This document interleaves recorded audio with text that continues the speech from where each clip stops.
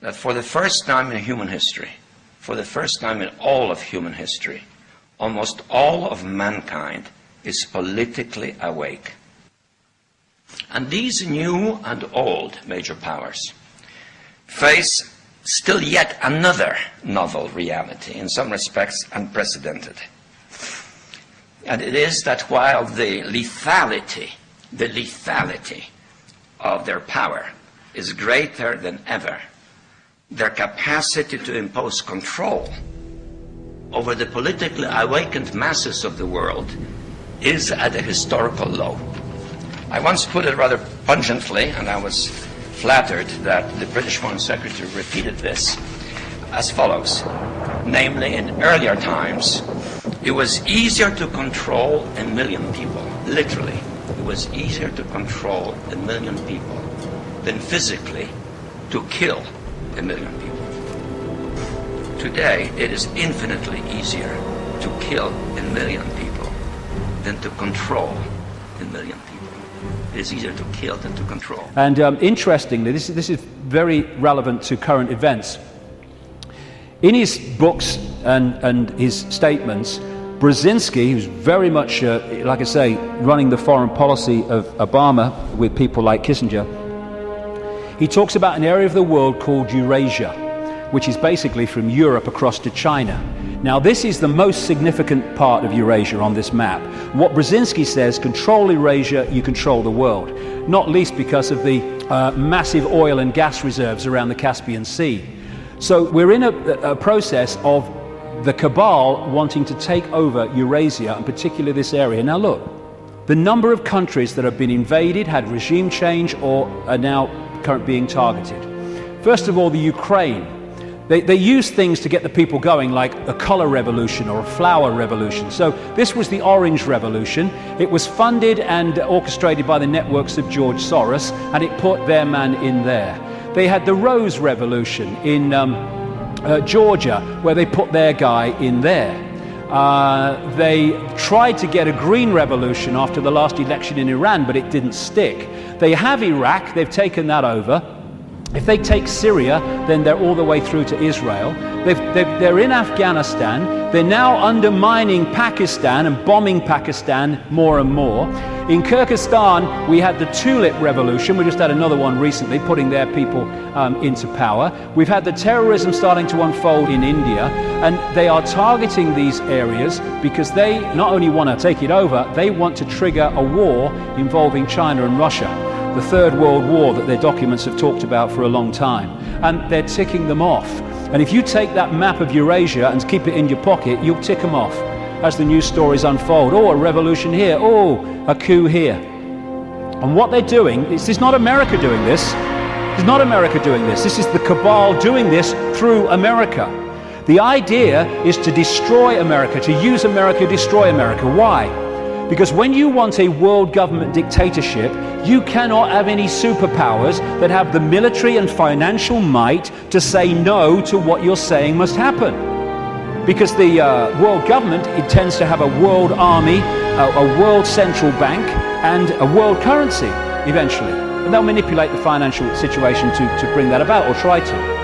So what they need to do to take the superpower America out is they need to destroy it militarily, and they need to destroy it financially. And that's what they're doing. They're using it on their foreign excursions, and they're undermining its economy to destroy America. And it is going down the pan so fast. And this guy is being used as the front man. Nice smile. Oh, he's a nice man. That's what's really happening. Behind the smile. Just hand it on. It wasn't change. There we go. Here's the ball. Make sure you keep the drugs running in Afghanistan, you know. Drop some my way. And what we saw was a presidential problem reaction solution. Bush was brought in to create problems, financial problems, overseas wars problems, and this guy was brought in as the solution to the problems. And as Adolf Hitler said, the great masses of the people will more easily fall victims to the big lie than the small one. So, I am someone to believe in. Hope, which is always in the future, never in the now. And so it never actually comes to fruition, but we can hope it does. And then you had change you can believe in. And none of these trite phrases like change were ever described in detail about what they actually meant. And what they created was a massive mind control coup on vast tracts of American people, because they made Obama a blank screen, an empty suit on which people could project what they felt hope and change was, their version of it, onto him. And once he became president, of course, everything was changed.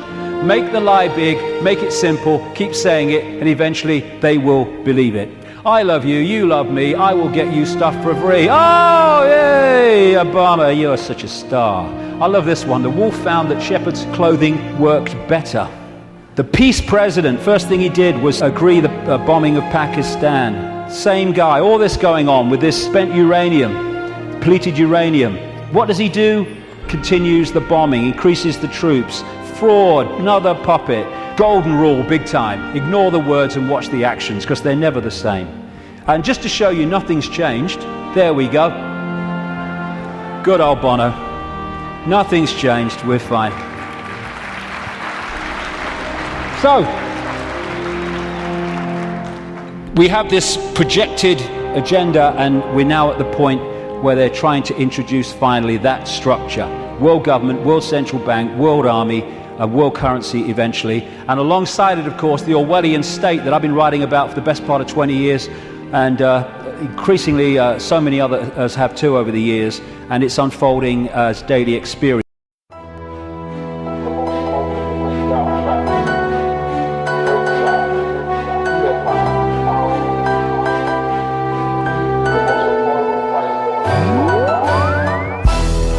So it seems demonic forces are just alien portals. The light continues, it shrouds our eyes and makes us see nothing. The lies are recycled till people stop living. Then all of a sudden the same lie is told again. Look in the mirror at the man that I knew before I discovered all the goddamn truth. It takes you on a roller coaster ride and you don't come back inside if you make it out alive. See the darkness that infects your ass, infects the heart of every living, breathing, walking man. A combination of paralyzation of the heart and mind, and over time it just leaves you hypnotized.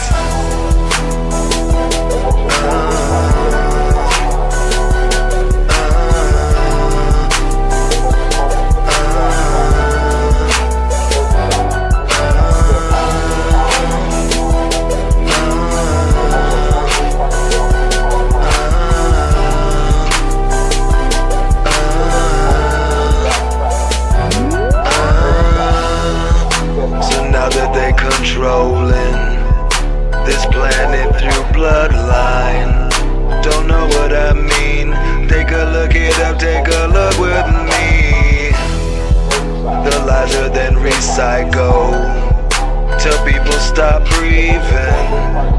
Then all of a sudden the same lie could be told again. Look in the mirror at the man that I knew before I discovered all the goddamn truth. It takes you on a roller coaster ride and you don't come back inside if you make it out alive. See the darkness that infects your ass, it infects the heart of every living, breathing man. A combination of paralyzation of the heart and mind, and over time it leaves you hypnotized.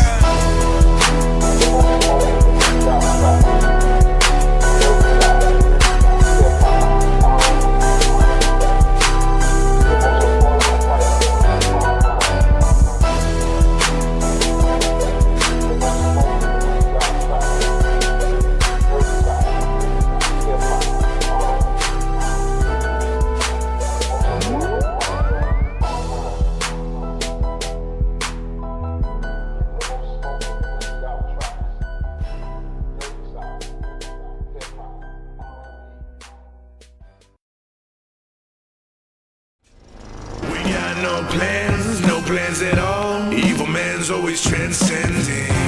Follow like sheep, swallow everything. Always simpletons or pretending. We got no plans. This is your moment of clarity from LeeCamp.net, coming to you today from Barcelona, Spain. During World War II, the US government went in and took control of certain German companies operating on American soil. It makes sense. You're not going to let someone fight a war against you from your own soil, using your own resources and your own workers to do it, right? It would be madness. It'd be like training your own assassin, like those movies where that ninja girl has a mentor named Bill, and then she tries to kill Bill, and she can't kill Bill, but then she does kill Bill. I think it was called Murdering William. Pretty sure. Point being, allowing a company to do that would be insane, and yet we happily do it every day. We provide the funding, the tax breaks, and the societal infrastructure for companies like Goldman Sachs to loot our economy. We financially rescue banks like Bank of America so that it can continue foreclosing on millions of Americans, much of the time illegally. Bank of America paid zero taxes last year because we apparently don't want to force them to contribute to the society they're pillaging. That would be just rude. We provide the raw materials and the underpaid workers for corporations like Walmart to go into small towns and provide them $1.99 tank tops while simultaneously tearing that community limb from limb and feasting on the carcass. Walmart is a fucking monster. It's a monster that devours small towns and then shits out steaming piles of trailer park. That's why they sell toilet paper in bulk, so that you can clean it up after they're gone. You think that just because Walmart has a handicapped greeter at the front door that everything is peaches and cream in the back room? That handicapped person at the front door of Walmart is like the Christmas wreath on the pedophile's home. It's just there to make you think everything's all right. Welcome to Walmart. Don't look in the basement. Low prices every day. Don't ask questions. Nice to meet you. Don't look downstairs. So why don't we do the exact same thing we did during World War II? Why don't we wake the fuck up and inform these flesh-eating corporations that we'll be taking them over because we're no longer willing to supply the money and manpower for them to destroy the country from the inside out? Unfortunately, it's a little more complicated this time because the Germans didn't have the foresight to also buy our politicians.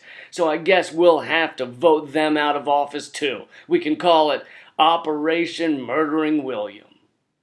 It's your moment of clarity from LeeCamp.net here in Spain on the beginning of my European tour. If you're in Spain, England, Scotland, Ireland, the Netherlands, and want to come to a show, check my schedule at LeeCamp.net. And come see a live show. Keep fighting. No plans at all. Evil man's always transcending. Fighter like sheep, swallow everything. Always simpletons.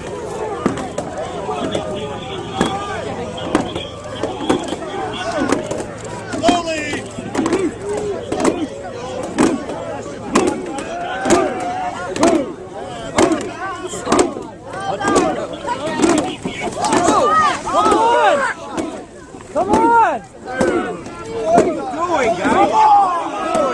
What are you doing? Let's crush them! You should be ashamed! We're not even on. We're not. You guys have families? I don't think you guys have families. What if these were your... Shit. How is this happening here?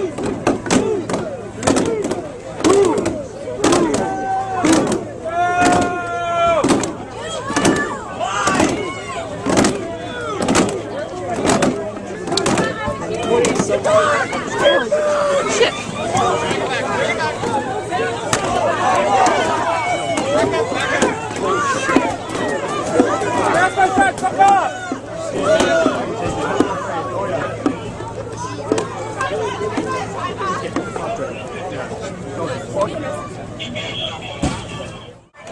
This isn't right! This isn't allowed to happen!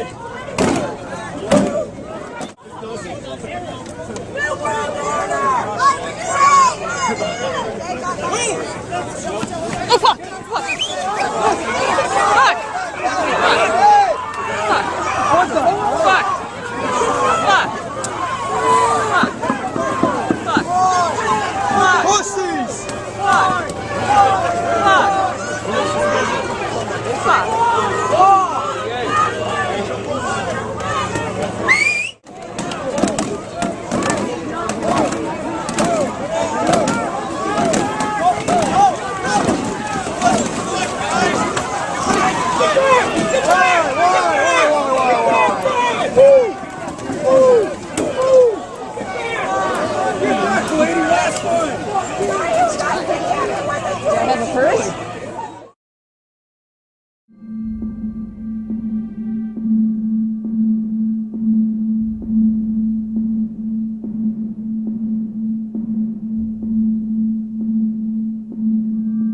75 years behind bars. A prison sentence that long is rarely handed down, and it's usually just for murderers or rapists. But a local man faces 75 years in prison for a non-violent crime. What he's accused of doing is something many people have done, but most don't realize it's actually illegal.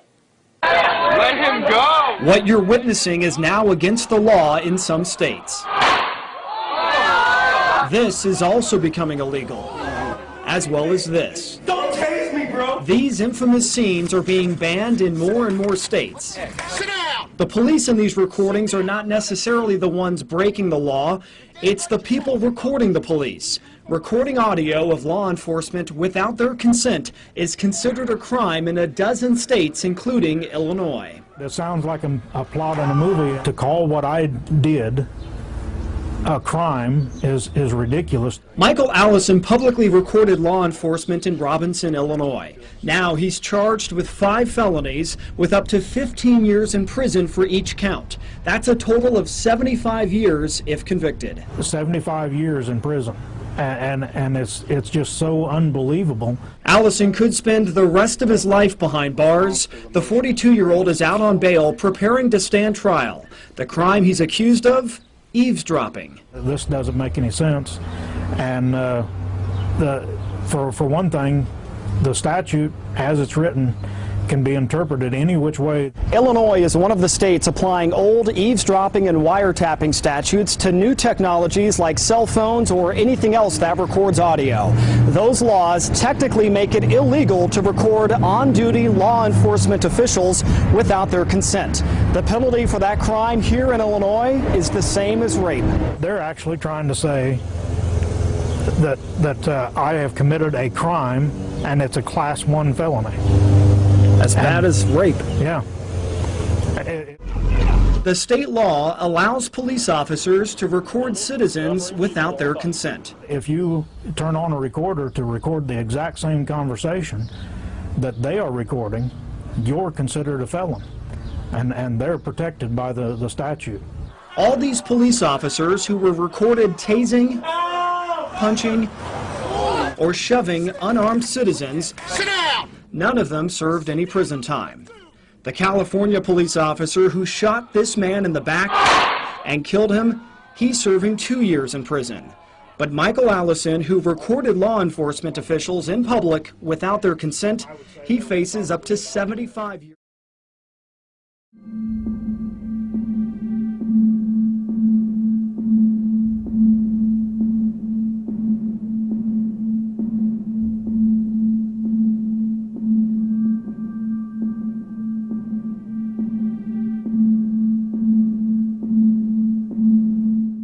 Driven into the coffin of the American Republic. Yet Congress remains in total denial as our liberties are rapidly fading before our eyes.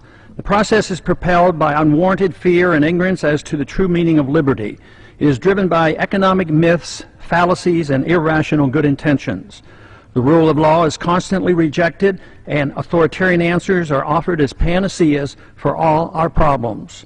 Runaway welfarism is used to benefit the rich at the expense of the middle class. Who would have ever thought that the current generation and Congress would stand idly by and watch such a rapid disintegration of the American Republic? Characteristic of this epic event is the casual acceptance by the people and the political leaders of the unitary presidency, which is equivalent to granting dictatorial powers to the president. Our presidents can now, on their own, order assassinations, including American citizens, operate secret military tribunals, engage in torture, enforce indefinite imprisonments without due process, order searches and seizures without proper warrants, gutting the Fourth Amendment, ignore the 60-day rule for reporting to the Congress the nature of any military operation as required by the War Powers Resolution, continue the Patriot Act abuses without oversight, wage war at will, treat all Americans as suspected terrorists at airports with TSA groping and nude X-raying.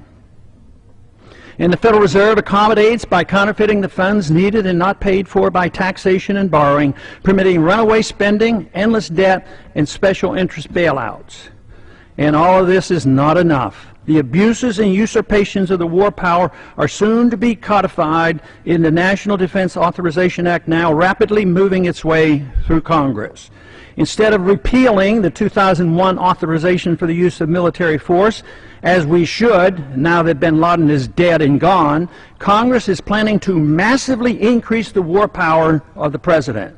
Though an opportunity presents itself to end the wars in Iraq, Afghanistan, and Pakistan, Congress, with bipartisan support, obsesses on how to expand the unconstitutional war power of the president he already holds. The current proposal would allow a president to pursue war anytime, any place, for any reason, without congressional approval. Many believe this would even permit military activity against American suspects here at home. The proposed authority does not reference the 9/11 attacks. It would be expanded to include the Taliban and associated forces, a dangerously vague and expansive definition of our potential enemies. There is no denial that the changes in Section 1034 totally eliminates the hard-fought-for restraint on presidential authority to go to war without congressional approval achieved at the Constitutional Convention. Congress's war authority has been severely undermined since World War II, beginning with the advent of the Korean War, which was fought solely under a UN resolution. Even today, we're waging war in Libya without even consulting with the Congress, similar to how we went to war in Bosnia in the 1990s under President Clinton. The three major reasons for our constitutional conventions were to guarantee free trade and travel among the states, make gold and silver legal tender, and abolish paper money, and strictly limit the executive branch's authority to pursue war without congressional approval. But today, Federal Reserve notes are legal tender, gold and silver are illegal. The Interstate Commerce Clause is used to regulate all commerce at the expense of the free trade among the states. And now, the final nail is placed in the coffin of congressional responsibility for the war power, delivering this power completely to the president, a sharp and huge blow to the concept of our republic. In my view, it appears that the fate of the American Republic is now sealed, unless these recent trends are quickly reversed. The saddest part of this tragedy is that all these horrible changes are being done in the name of patriotism and protecting freedom. They are justified by good intentions while believing the sacrifice of liberty is required for our safety. Nothing could be further from the truth. More sadly is the conviction that our enemies are driven to attack us for our freedoms and prosperity, and not because of our deeply flawed foreign policy that has generated justifiable grievances and has inspired the radical violence against us. Without this understanding, our endless, unnamed, and undeclared wars will continue, and our wonderful experiment with liberty. Everything is fine. Everything is fine. Everything is fine. Everything is fine. Fear is the path to the dark side.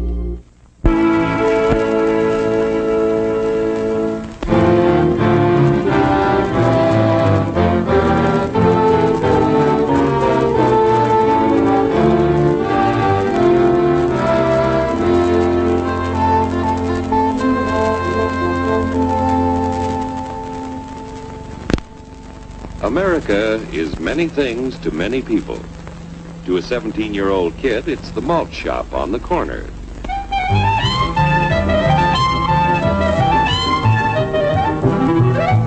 To Grandpa, it's the front porch in the cool of the evening. To Mother and her family, it's church on Sunday morning. And to Dad, it's his favorite relaxation.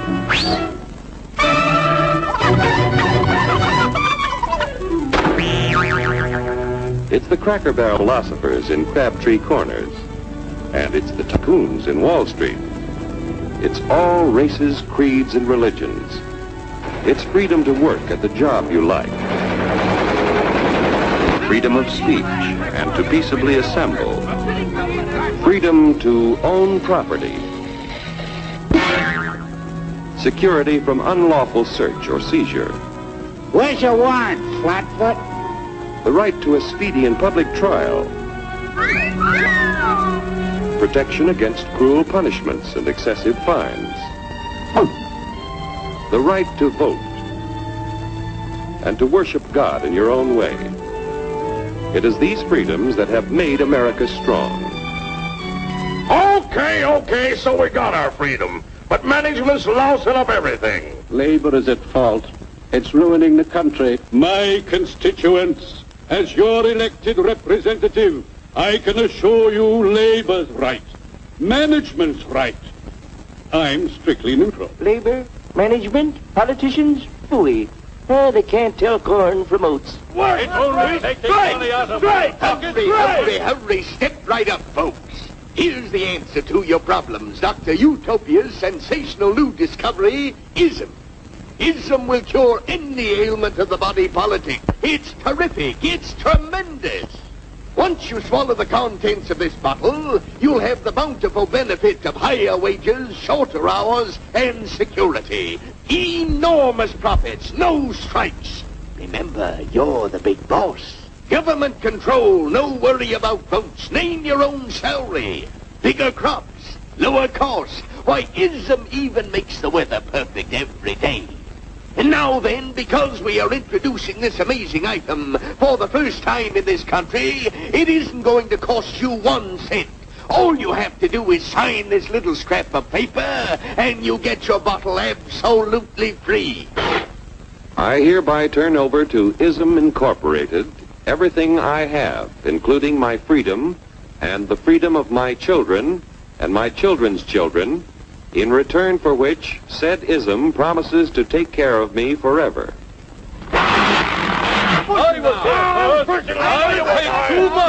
Get out of the way. Pardon me. And who are you, my good man? I'm John Q. Public. Ah, my fine friend, you're just in time to share this generous and gigantic offer. Sign right here. Mind if I read it first? Hurry up! Keep your shirts on, boys. Including my freedom. Freedom? Well, sign away my freedom. Why, this is ridiculous. Don't be corny, brother.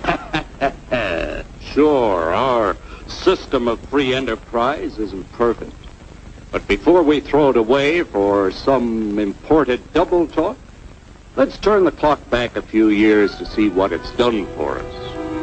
For example, back in the 1890s, Joe Dokes was just a guy who liked to tinker around his barn. Some people thought Joe was lazy.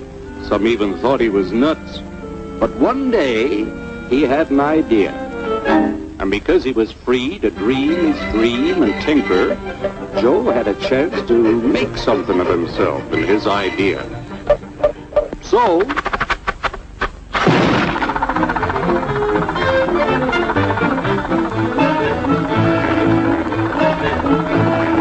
of course, some people didn't think so much of Joe's idea.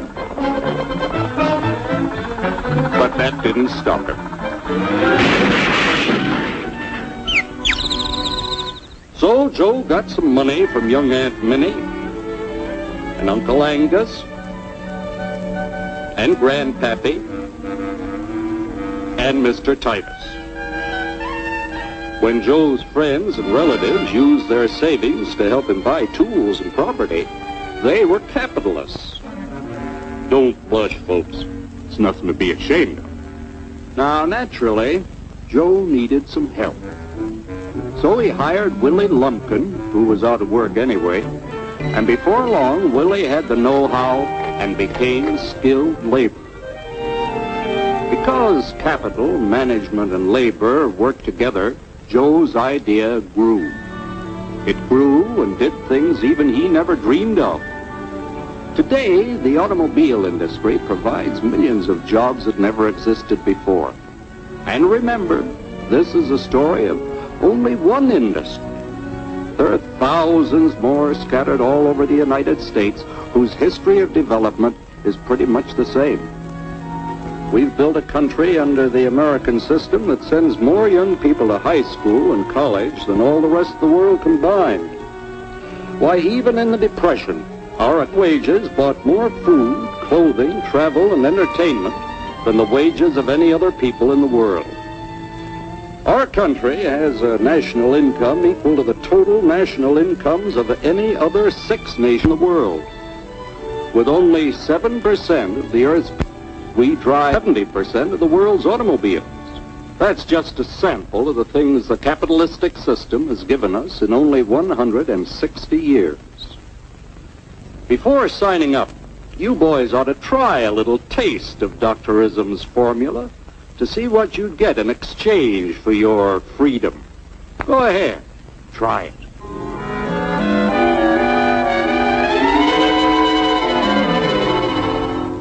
You can't do this to me! I'll strike! The state forbids strikes. Wait till the union hears about this! Ah, yes, the Union. Welcome to our ranks, number 1313. I'll take this case to the Supreme Court. The state is the Supreme Court. Our decision is as follows. No more private property. No more you. The farm vote will put a stop to this.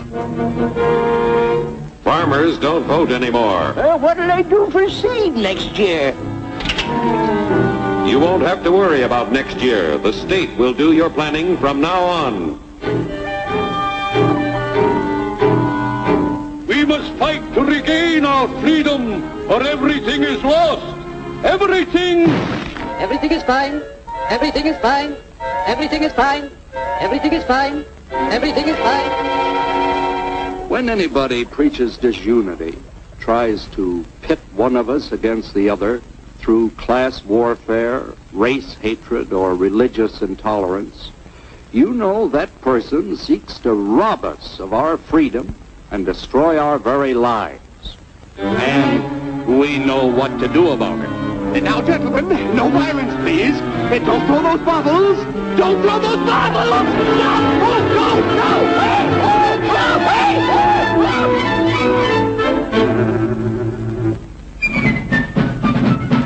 Working together to produce an ever greater abundance of material and spiritual values for all. That is the secret of American prosperity.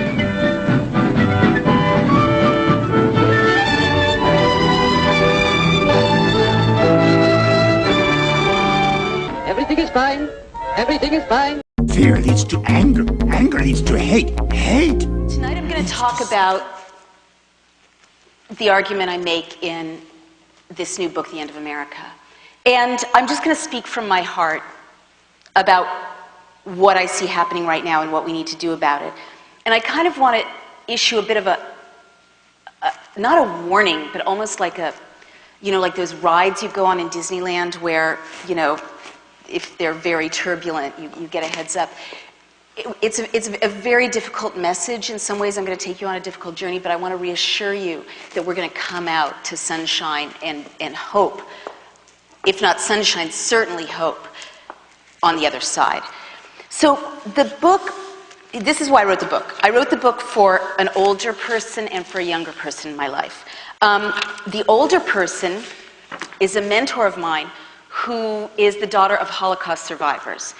And we would sit around chatting about news events. And she kept saying, they did this in Germany. They did this in Germany. And at that time I thought that this was a nutty thing to say, really extreme, really rhetorical, and I just disregarded it. But she kept saying, they did this in Germany. They did it in Germany. And she wasn't talking about the later years, National Socialist outcomes. She was talking about the early years, 1930, 1931, 1932, when Germany was a modern parliamentary democracy, a fragile one, but it would have been very recognizable to us. Germany in the early 30s had pop stars and Bauhaus architecture and Paris fashion and civil rights organizations, gay rights organizations, sex education organizations, Page 6 writers, gossip columnists. And it was a democracy. And so she was talking about the very early pressures on a democracy, legal pressures on a democracy, by people who were intent on closing down that democracy. And, you know, I kept sort of brushing this off, but finally she sat me down and she gave me a stack of books and she almost physically said, you know, read. And I started reading. And honestly, my hair stood on end because I saw that she was right. She wasn't being rhetorical at all. That in fact, not only were there tactical echoes from the past, but that what I was seeing was actual scenes recurring, imagery recurring, language, sound bites recurring in modern events in America. So then I began reading even more about how democracies close down, or how would-be despots crack down on the democracy movement. So I read about Italy in the 20s, and as always, Mussolini was the great innovator. He sort of pioneered this technology of closing down a modern democracy. I read about Germany in the 30s, as I mentioned, about Russia in the 30s, about East Germany in the 50s, Czechoslovakia in the 60s, Pinochet's coup in Chile, and I read about the Chinese crackdown on the democracy movement at the end of the 80s. And what became completely clear to me is that every would-be despot, every would-be dictator, whether they're on the left or the right, does the same 10 things. There's a blueprint to closing down an open society or crushing a democracy movement. And that, you know, Mussolini kind of drafted this blueprint, and then Hitler studied Mussolini, Stalin studied Hitler, Hitler studied Stalin. The great dictators all kind of perfected it from one another. But then the petty dictators all over the world in the latter part of the 20th century, beginning of this century, reproduced the blueprint. We teach the blueprint at the School for the Americas. We teach the blueprint. So that, if you remember Thailand last spring, in 1 week it was a democracy, a week later it was a military dictatorship. And it was like they were going through a shopping list in the way they worked. That was the blueprint. You see Burma, Myanmar, 2 weeks ago, because I know the blueprint, I was looking at my watch. Today they're marching the street. In 48 hours they're going to be shooting on the monks protesting. In a week they're going to be suspending communications. The blueprint is predictive. And what was even more chilling to me, and this is where I really have to applaud you for coming here on a Thursday night when you could be watching America's Next Top Model and listening to this. It's very brave of you. What became clear to me is that each of these 10 steps, these 10 classic steps that every would-be dictator puts in place, are underway right now in the United States. I also had to write this book when I realized that because of a younger person in my life, 2 people actually. Jennifer Gandon and Chris Lee. She's a wonderful 28-year-old student that I mentored, a writer. And she was marrying Chris, who's a wonderful 28-year-old activist.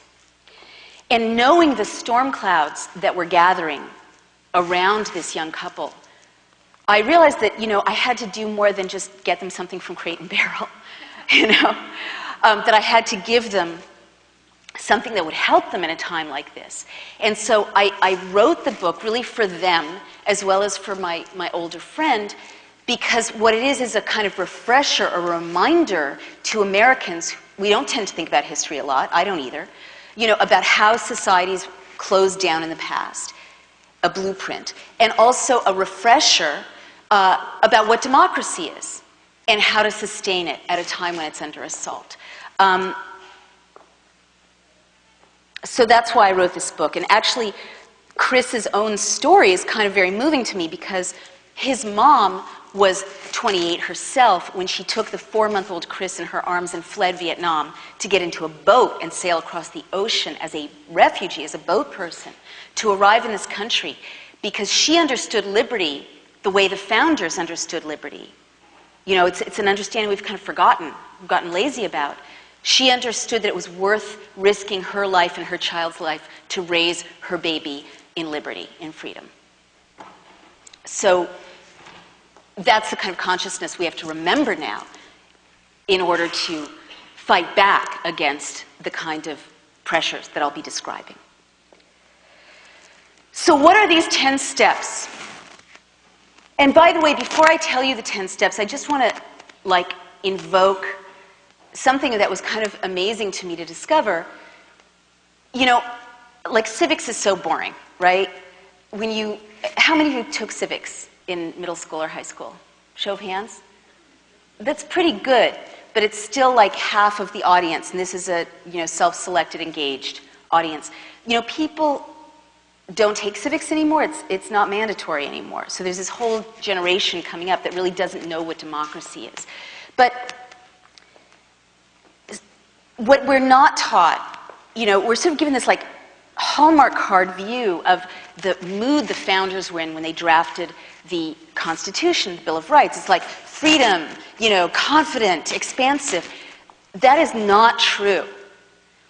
When you go back and read the founding fathers, I mean, there were mothers too, but they were disenfranchised. It took a while for, us to get included. You see that they were writing in a state of dread and fear, because the founders knew in their bones that an American despot could easily arise in America to oppress Americans. They knew it. They knew it from their own experience. They had fled, or their parents had fled, countries where, like in England, Tom Paine was tried for sedition, for writing The Rights of Man. He could have been hanged by the Crown for writing that book. Countries where Quakers were tortured by the state for their beliefs. That's why they came to Philadelphia. And so the founders, in their hearts and their lived experiences, knew what tyranny was. And so they wanted to create a place where you were safe from that kind of oppression.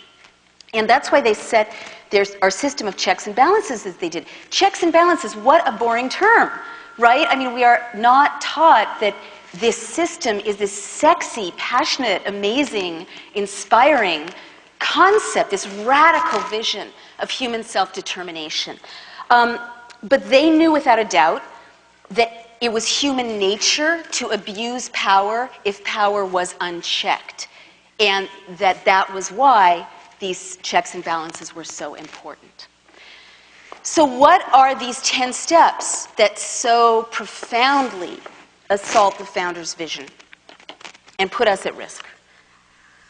The first thing every would-be dictator does is to invoke a terrifying internal and external threat. And very often this threat can be real, and they'll hype it or use it manipulatively. For example, Stalin talked about sleeper cells. Who's heard that term in the last 6 years? Right? Right. Now, had you heard that term in the 80s or 90s? I hadn't. What are sleeper cells? Stalin said sleeper cells are capitalist agents, meaning us, capitalist terrorists, who were dressing like Soviet citizens, acting like Soviet citizens, hiding among good Soviet citizens sneakily, waiting for the moment, perhaps for years, when at a signal they would rise up and create anti-Soviet terrorist mayhem. Right? So this was a hyped threat, didn't exist. It's a narrative that recurs, and what you'll see in what I'm sharing with you is that it's almost like someone in the Bush administration has gone back and seen what worked and just basically lifted those images, that language. Homeland, Heimat, right? Embedding of journalists. Goebbels pioneered the embedding of journalists. Leni Riefenstahl was embedded with troops going into Poland. Take a look at Mission Accomplished, and take a look at the scene in Triumph of the Will, where the Fuhrer is descending in a plane and greeted by his uniformed staffers, and he says, we need your support in accomplishing our mission. So many echoes. I mean, I started feeling this feeling of deja vu when I was like, okay, people are burning Dixie Chicks CDs. CDs don't burn. They emit toxic smoke. Why is this so familiar? And of course, Goebbels in 1933 staged spontaneous gatherings of students where they burned books. And again you see these echoes. So Stalin's was a hyped threat, but Pinochet told Chileans in 1973 about a real threat. There were really armed insurgents, but then he hyped it with fake documents, which is something despots often do. And remember, we saw fake documents when the White House showed the yellow cake documents, that there's a whole book saying everyone's like, no, they're fake, they're fake. But they said, oh, Niger is buying uranium. I'm sorry, Iraq is buying uranium from Niger. We can't wait for the smoking gun to come in the form of a mushroom cloud.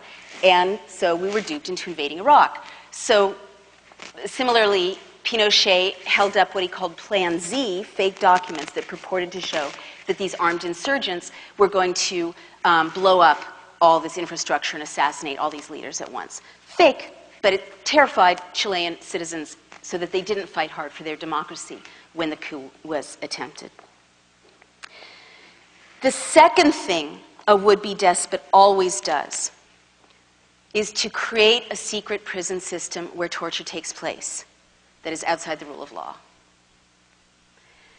And very often, they will also establish military tribunals that strip prisoners of due process. Again, Lenin was the innovator this time, but Mussolini studied Lenin and developed his system called Confino. Hitler studied Stalin and developed the People's Court system. I beg your pardon, Hitler studied Mussolini with the People's Court system, and Stalin studied Hitler. And so what happens when you have a military tribunal system and a secret prison system outside the rule of law where torture takes place is that it starts to put pressure on the rest of civil society. And I'll tell you how. Now, this is really difficult. But this is like, I've started to offer $50,000 for anyone who can do this, even though I don't happen to have $50,000 handy. But I invite you to name a society that created a secret prison system outside the rule of law where torture takes place that didn't sooner or later turn the abuse against its own citizens. So why should we worry about the fact that brown people with Muslim names on this far-off island are being tortured? The White House says we don't torture. It's a lie. They're being tortured systemically. People in U.S.-held prisons in Iraq are being tortured. People at black sites are being tortured. Why should it bother us? I mean, my brother's a really decent guy, but he said, that's not my issue before he read my argument. And so apart from the moral issue, why should we worry that the state has legalized torture? The reason we should worry is that in what I call a fascist shift, and I use that term very conservatively, I use it technically, not rhetorically. There are many definitions of fascism. My dictionary definition is when the state starts to use terror against the individual in an effort to push back democracy. So we should worry about the fact that the state has essentially legalized torture of these marginal people who are marginal to us, because what always happens in a fascist shift is that the state will start by abusing people that no one in the mainstream really identifies with much. In Germany, it was anarchists, communists, homosexuals, Jews, gypsies, thank you. And then what always happens is there's a blurring of the line, and the noose starts to catch up more and more members of civil society, mainstream society, and it's always the same cast of characters. Us, basically. Journalists, editors, opposition leaders, labor leaders, and outspoken clergy. So and Germany is so instructive in this regard because, people don't realize that it didn't start with crematoria. That what happens when you create a secret prison system where torture takes place is it always metastasizes. It starts out little and informal and gets bigger and bigger and bigger. And in Berlin in 1931, 1932, torture was still illegal. The Nazis weren't even in power. They were a minority party. It was still a democracy. There were opposition. There were marches. There was, everything was as it should have been. But the SA, a paramilitary force, we'll get to that, started to create these makeshift torture cellars where they would torment these marginal people. And everyone knew about it. They thought it was funny. There were cartoons about it in the German press. It's like, that show 24. It's like, that's funny. Everyone accepted it. But then it doesn't take too long before the line starts to be blurred. So why is this so urgently relevant to us? Most Americans don't realize that the president now claims the power to say to any one of us, what's your name? Raul, you're an enemy combatant. Or let's find someone who really looks like a soccer mom, a Republican soccer mom, okay? Republican, you have a really nice purse. Republican soccer mom. Yes, yes. Pardon me? Anne, enemy combatant. No, it doesn't matter. You can be innocent. You can be Republican. You can be a devoted, evangelical. It doesn't matter. Enemy combatant is a status offense. Your innocence does not protect you. Your party affiliation does not protect you. And if he says, and Naomi, enemy combatant, it's like Mother May I. If he, on his say-so alone, he can name you or me an enemy combatant, and they can't torture us yet, but they can take us to a Navy brig to a 10 by 12-foot cell and keep us in American citizens, innocent American citizens, in solitary confinement for up to 3 years, making it difficult for us to see our families, to contact our lawyers, difficult to have charges filed, okay? That's what they did to Jose Padilla. Now, he was not so great, but they can do it to any one of us. Now, what psychiatrists know is that prolonged isolation, solitary confinement, makes healthy, sane people insane. So we're at this kind of incredibly fragile moment because democracies don't close down like that in a kind of steady progressive line. They close down more in what Malcolm Gladwell would call a series of tipping points. And so, and then there reaches a point at which democracy can no longer heal democracy. But that point comes really fast when it comes. So the first time that the state made it legal to torture people, that was one of those vertical lines. And, the first time that this kid was tasered in Florida, I think that was one of those vertical lines. I was not surprised to find that he was tasered at the University of Florida. I know, it's not appropriate for kids. I'm sorry. It's not. I know. I don't let my daughter listen. I don't. It's like she has to watch America's Next Top Model off the record. The daughter of the beauty myth does watch America's Next Top Model, the beauty myth author. But when this kid was tasered, I wasn't surprised to learn, because I was reading Goebbels, that it took place at the University of Florida, which is answerable to the Board of Regents, which is answerable to the state legislature, which has close ties to Jeb Bush. Because Goebbels pioneered this practice of using state legislatures to put pressure on state universities to jeopardize and put pressure on academics and students. But that was one of those vertical lines. And for me, everyone in a closing society has their own boundary at which point they start to shut up. So I'm still talking to you in public, in this public place, and you're still here. I applaud you. For me personally, the day I open the New York Times and read that someone I identify with, an editor, a journalist, has been named an enemy combatant and is in solitary confinement, that's the day I'm not going to be talking to you anymore. Because at that point, I will be too scared. So that's how society closes down. And when these tipping points start to come thick and fast, it happens really quickly. So that is why we should worry about a secret prison system where torture takes place. The third thing that always happens when would-be despots are seeking to close an open society is that they create a paramilitary force. And what do you say to that? Who is that? That's right. That's exactly right.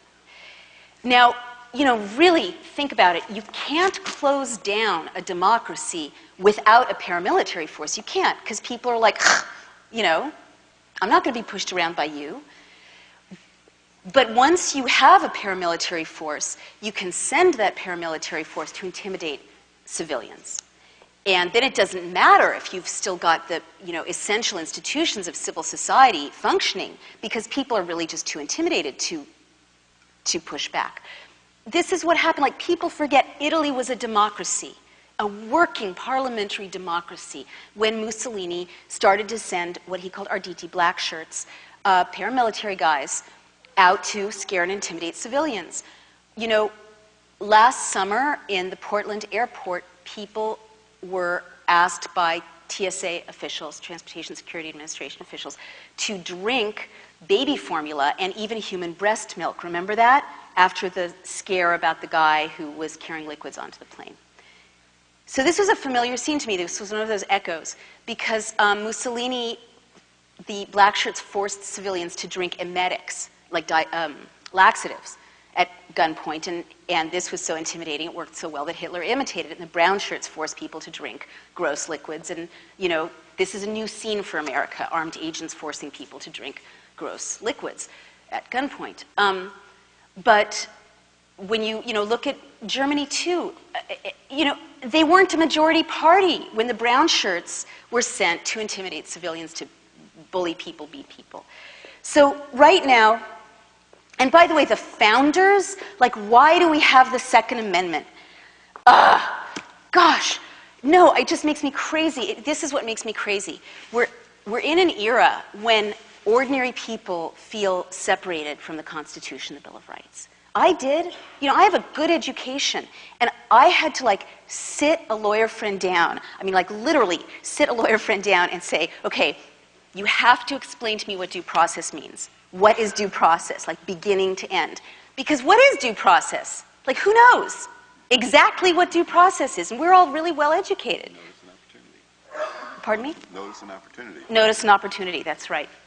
So we're in a time when, like, this professional class of pundits and politicians and constitutional scholars are tasked, or task themselves with worrying about the Constitution, worrying about liberty.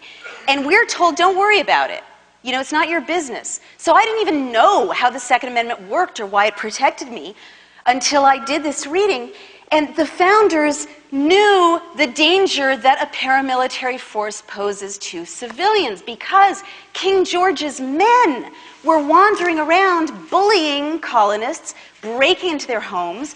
This is why a blanket warrant is such a big deal. They would have a blanket warrant, just say, okay, fine, I can break into your home, take your stuff, the way the state took Brandon Mayfield's computer out of his home in Oregon, a yuppie, you know, like any of us.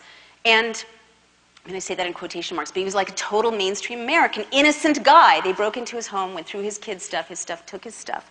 And the founders knew, you know, that these mercenaries were like harassing women, molesting women, scaring and intimidating civilians. So they said, you can't have a standing army that's not answerable to the people. So Blackwater is now in the news. It has close ties to the White House. And Blackwater is in the news right now in Iraq for massacring 17 civilians 2 or 3 weeks ago. And they got a slap on the wrist. But what most Americans don't know is that Blackwater is already operating on Main Street, USA. They were invited by the Department of Homeland Security to patrol the streets of New Orleans in the wake of Katrina. And they just got a $1 billion contract to work more intimately in the United States. Their business plan calls for increased deployment in America in the event of a natural disaster or a public emergency. And the Defense Authorization Act of 2007 makes it easier for the president, on his say-so alone, to declare a public emergency, because he says there's a public emergency. Not only that, but a new law has made it easier for the president to declare martial law by federalizing the National Guard. Now, the National Guard is supposed to be answerable to the people, to governors, right? The president can now take the National Guard of Alabama and send them here to Washington State and deploy them to enact curfew and martial law here in Washington State over the objections of the governors of Alabama and Washington State, and not tell Congress about it till after the fact. So this is exactly what the founders were trying to go, no, you can't do this. This is a catastrophe. The fourth thing, and then I'll just zip ahead because these are, hard to absorb. The fourth thing that a would-be dictator always does is to create a surveillance apparatus aimed at ordinary citizens. Now, it doesn't take much for this kind of surveillance apparatus to be effective. In East Germany, everyone thought they had a Stasi file, but only 10% of the people actually did turn out to have a Stasi file. You don't need to surveil everyone in order, if everyone thinks they're being surveilled, that's inhibiting. Why is this so, personally freaking out to me, this surveillance? And by the way, this is driven by a profit motive. America isn't driven by ideologies the way that Italy or Germany were. But America is driven by profit very often. And it's quite extraordinary. When the Berlin Wall fell, the third of the US economy that is defense manufacturing was facing a declining market share because we lost our global enemy. And what do you have to do if you're losing a global enemy and you're the defense industry? Make a new enemy, exactly. They were looking at a real economic catastrophe unless they could hype a new enemy, enter the global war on terror. And what happened was that these weapons manufacturers who used to make Cold War weapons shifted their manufacturing to what's called the security industrial complex technologies, surveillance and security. And they have lobbyists, and their lobbyists work closely with Homeland Security. And it's this, again, multi-billion-dollar industry. And so the best way to make sure that you're going to have continued profits is not just to hype a relatively minor enemy, serious but minor, the way that England and Spain sees the terror threat as serious but not a global war, right? Gordon Brown has said it's a crime, not a cause. It's not a global war. The way you make sure to generate profit is to be sure that the enemy you create is us, that we are the enemy in need of surveillance. So why is this so personal for me? For about a year and a half, every time I got on a plane, are you guys okay? Yeah. No, I always ask this at this point in the talk because, it's a lot. But I do admire Americans because they're like, we can handle it. No, seriously. I sometimes feel overwhelmed by this stuff. I often do. Well, for a year and a half, every time I got on a plane, I would get a quadruple S, high-risk security threat symbol on my boarding pass. Now, I'm a short Jewish girl from New York. And in what way do I fit a global terrorist profile? The short Jewish girls with their credit cards rampaging through the globe, the big threat. But I was always taken aside and given extra searching, and I kept asking, why are you doing this? Why? Finally, a nice young woman from the TSA said, you're on the list. And I'm like, the list? I'm on the list? And her supervisor sort of hustled her away. And I did some research. I reported it out, and I was in very good company. Richard Murphy, the nation's foremost constitutional scholar, who had just given a speech, he's a Princeton scholar, critical of Bush's assault on the Constitution, was on the list. Two nice little old ladies from San Francisco who run an anti-war newsletter called War Times are on the list. I just heard that one of the leaders of Code Pink, the anti-war group, was turned back from Canada. She was not allowed to cross the border, which is a classic fascist tactic of closing borders to critics and dissidents. She's on the list. Two staffers at the ACLU are on the list. One of the leaders of Greenpeace is on the list. I get these emails I can't bear to open. A decorated war hero started crying when I spoke to him 2 days ago when I was in Denver because he'd flown all these combat missions. He was so brave, but he broke down when he was describing how not only is he on the list for having criticized the administration, his family's on the list. His 15-year-old child is on the list. So this is very bad because, if you follow the Washington Post, you see that the level of surveillance that is now directed at us is at such a high level that when you get on a plane, they know what you're reading, who you're sitting next to, where you're going when you get off the plane, and what the phone number is of the person you're going to visit. It's gotten to the point where before I got into the line for security at LaGuardia, I realized I was carrying a copy of Tara McKelvey's book Monstering, which is about CIA interrogations, and some of it is classified information, as all good reporting is based on classified information. And I, threw it away, a $30 hardcover. I put it in the garbage because, I was too scared to go through security with it. So it's very, very bad when there's a security apparatus aimed at ordinary citizens, because you start by getting on the no-fly list or the watch list, but there are lists, and this is a classic fascist thing to do. They did it in Italy, they did it in Germany. You get on the list, and pretty soon welfare benefits, job opportunities close down if you're on the list. And other unpleasant things happen. When I got to Vermont, where I was copy editing this book, I had my computer inside my suitcase, and I got to my hotel room, and I unzipped my suitcase, and on top of my computer was a letter from Homeland Security in my suitcase. So it's not good. So I'm going to just zip through some of the other steps. The fifth thing you do in closing down an open society is arbitrarily detain and release citizens. You infiltrate citizens' groups. The ACLU has many lawsuits against the infiltration of ordinary groups here in Seattle. I'm sure anti-war groups, environmental groups, total non-terrorist groups are, if it's typical of the rest of the country, being infiltrated by police or intelligence agents who dress like you or me. In fact, they're possibly here tonight. And no, seriously, hello. Yes, right? And you infiltrate citizens' groups, and that's an important piece in breaking down democracy, because then citizens don't have the trust level of working effectively together. You target key individuals. I mean, there's some amazing examples of this. And again, I keep getting emails every day. Everyone from the JAG military lawyers, these patriotic lawyers, probably most of them Republicans, who were told to sell out their clients, the detainees, and refused to because they're lawyers. They're not allowed to do that. It would violate their oath. And their careers were derailed.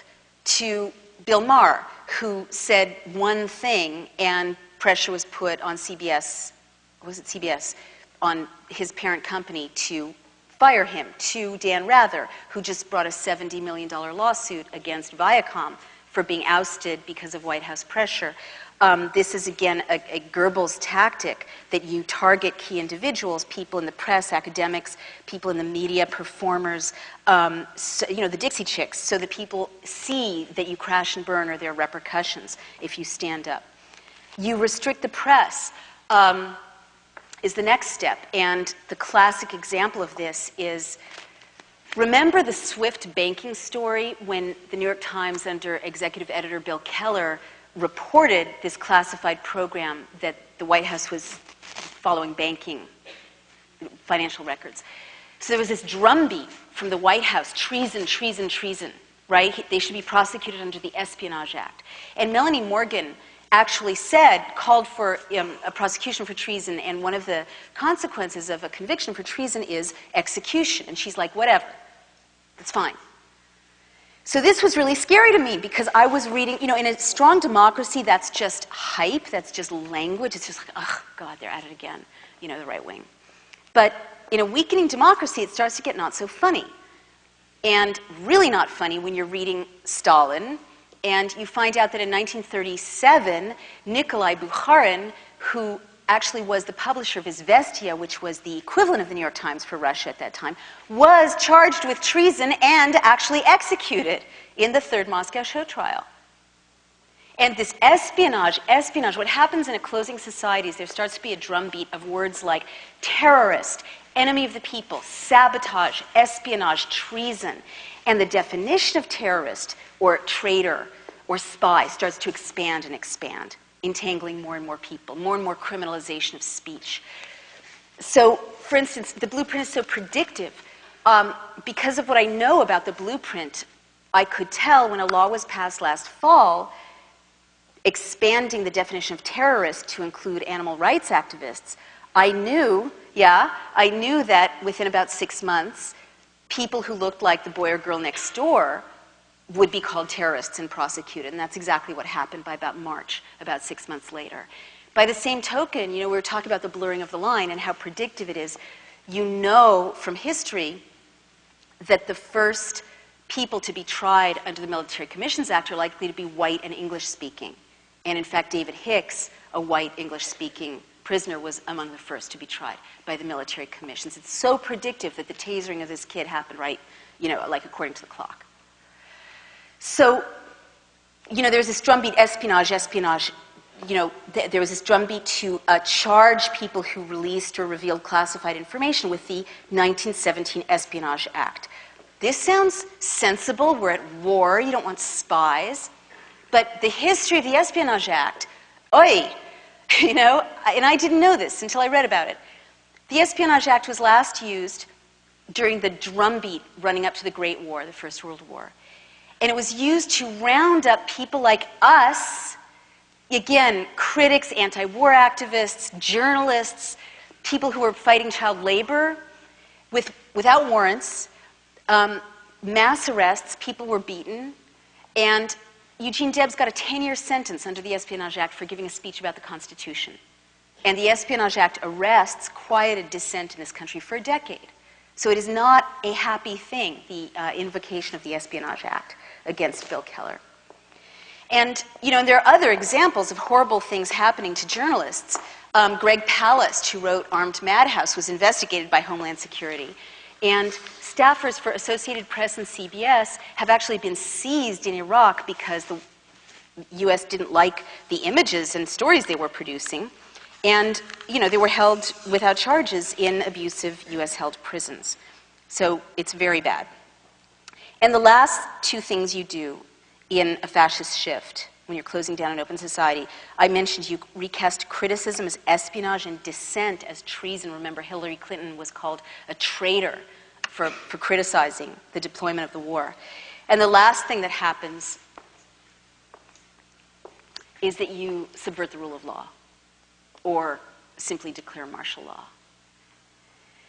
And in the run-up to the election, according to the historical blueprint, the months before an election are a very unstable time, most likely to see acts of provocation, hyped threats, destabilizing scenes where there'll be a protest and agents provocateurs will provoke violence or engage in violence to give an excuse for a crackdown. But more sort of routinely, at the end of my argument, I play out a series of what-ifs for this last point in the classic fascist shift, which, God willing, we're not going to get to because we're all going to rise up right now and save the country. We are. But what is more likely to happen is something more subtle. Remember the U.S. Attorney scandal? Okay, so when I first heard about it, I was reading Goebbels. He was so brilliant. And I said I bet those attorneys were in swing states. And it's not that I'm that smart, it's that I know the blueprint. And in fact, they were in swing states, and in fact, the emails that the White House is not turning over to Congress will show that one of the scenarios they were playing around with was firing all of the U.S. attorneys all at once in a kind of mass purge, Night of the Long Knives.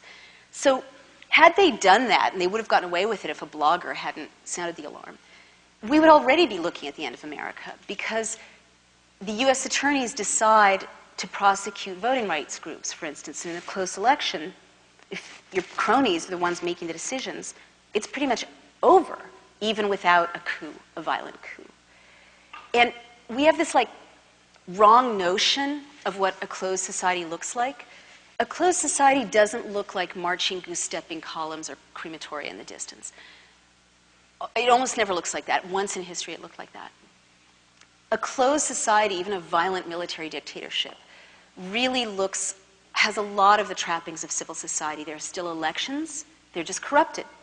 Tyrants love holding elections. It validates them. Hitler held elections. 99% of the Austrians voted ja to their own annexation because there were brown shirts outside the voting booth menacing the people who were counting the vote. Do you guys remember the reports of Republican staffers, young men dressed identically, menacing people counting the vote in Florida? There are still elections in a closed society. They're just corrupted. There's a changing of the guard. And Giuliani is clearly the designated successor. But it's the same cabal in power, essentially. There's still a judiciary in a closed society. They're just not free to adjudicate freely and go against the regime. There's still academics. They're just watching what they say. There's still newspapers. You just know exactly how far to push an inquiry. So at the end of this scenario, there are a series of what-ifs that are very plausible to close down our society further leading up to the election. So now I've completely bummed you out. So now I'm going to shift to what we can do and what we have to do. I mean, this is a really important moment because the window is closing. But history shows that at a moment like this, if millions of people wake up in time and push back, they can push democracy forward and unseat tyrants. And there are amazing, inspirational stories that are evidence of this in the democracy movements that brought down the Berlin Wall, people power in the Philippines. All over the world, when millions of people push back, they can unseat tyrants, especially in a weakened democracy like ours that is still not closed. But it takes a democracy movement right now. We have no time to waste. It takes millions of people rising up and insisting on restoring the rule of law. Now, when I first started talking about these issues, I thought we could do it legislatively alone. And a few other leaders, or a few leaders and myself, started what is called the American Freedom Campaign, which is a grassroots democracy movement aimed at confronting these abuses and restoring democracy in time to save us. And we started out with nothing, and now we have almost 5 million members in our various partner organizations. And we're aiming at 10 or 20 million. And we got commitments from all the candidates to restore the Constitution. All the candidates on the Democratic side, Hillary and Obama, were the last holdouts, but they just signed or gave language. And now we're going to the Republicans. Only Ron Paul has signed right now. Yeah, I know. But this is not enough, I now realize. The violence is escalating. You know, the thing about a fascist shift is that when people start to wake up, that's when they start to crack down harder. And I'm very worried about these reports of massacres in Iraq. Very, very worried, reading today that the State Department is protecting Blackwater in Iraq from being investigated. And I'm very worried about these tasering scenes and scenes of people being pepper sprayed and scenes of women being dragged away in the Phoenix airport that keep showing up on AOL in eerily good video. Because, you know, again, National Socialists created a lot of footage of atrocities early on to freak people out and intimidate them. So what I'm saying is we need to ratchet up our efforts even as they ratchet up the violence or the suppression. And now, at this point, I am persuaded by the historical record that a national uprising to restore democracy is incredibly urgent, but that it's going to take more than that. And I never thought I'd say this. I didn't think impeachment was a good idea when I began this journey because it's so destabilizing. But what we're faced with if we don't is so much more destabilizing. I think there's no alternative, and history shows that it's not enough to impeach criminals and murderers, that you have to put them behind bars. So I think we need to prosecute for treason.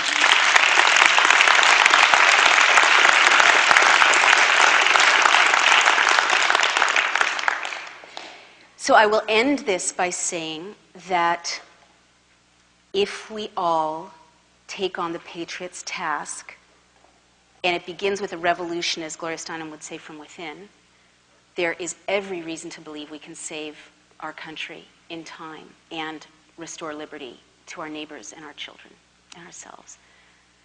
But what it takes, I want to send you home tonight with a completely different idea of what your job is than you might have thought.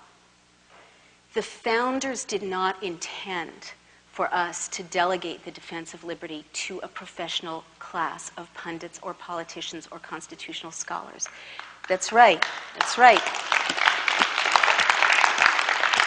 The founders intended for us to do it. Now, their vision wasn't wide enough yet to include all of us, but the kernel of their vision was sound enough so that it could include women and African Americans, people of all colors, as time went on. And what the founders intended was for ordinary Americans, ordinary people, to assume the Patriots' task and lead the fight to restore democracy and see themselves as leaders and take on the responsibility to restore liberty. It's a radically different idea of what our job is. Okay, it's your job, it's my job. To channel the founders' faith in us and to stand up for this extraordinary experiment that has given us freedom for 200 years. And if we assume the Patriots' task, can give our children and our grandchildren freedom indefinitely. But we have to believe in our power in order to do that. The time to stand up for it is now. Thank you very much.